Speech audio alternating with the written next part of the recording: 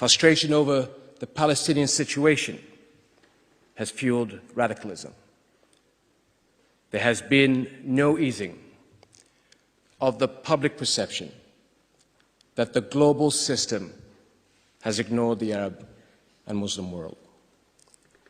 And I don't need to say that for a region as strategic as the Middle East, these trends are a crisis not only for us, but for you.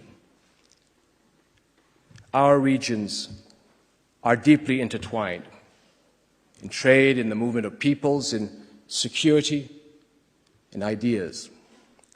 And we have a critical shared interest in how to challenge and how this challenge is met, whether we find the right answers and whether we find them in time.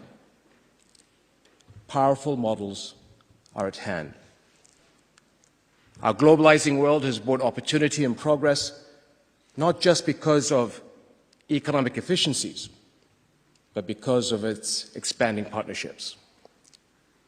Here and elsewhere, people are seeing that peaceful engagement, not hostility, is the way to a better future. It is a path that Europe itself has spearheaded through her historic reconciliations and a pioneering regional community.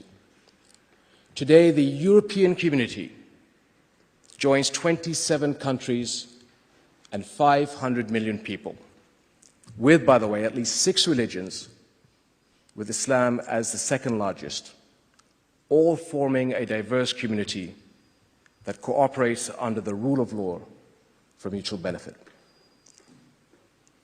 It is moderation, not extremism, that opens the way to that future through coexistence, cooperation, and all the benefits they entail. And I believe this path is essential for my region. But to achieve it, we must work together, boldly, effectively, to create the strategic space for peace and progress to grow. The first step must be peace at the core.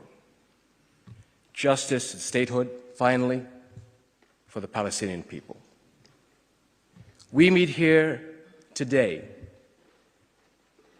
June 4th, that resonates in the ears of every Arab. June 4th, 1967, marks the last day a Palestinian lived free of occupation. The next day, June 5th, began 41 years of whiplashing violence, invasive settlements, a crippled economy, and harsh and multiplying restrictions on life. For Israel, it has been 41 years of incessant conflict. 60 years after its founding, it is still not recognized by 57 countries, representing 1/3 of the members of the United Nations, with a total population greater than Europe and the United States combined. While the conflict continues, people on both sides lose, and it is time to help people win. For Palestinians, justice and a future, an independent, sovereign, and viable state. And for Israelis, recognition and security. Security that isolation behind walls and military forces can never bring. The groundwork is in place, and the opportunity is here. And Europe, especially the United Kingdom, can make a critical contribution as honest brokers in negotiations, as sources of security support, and as investors in the Palestinian economy. Your efforts will send a global message to young people, young Muslims especially, that the international community can and will deliver on its promise of justice and hope.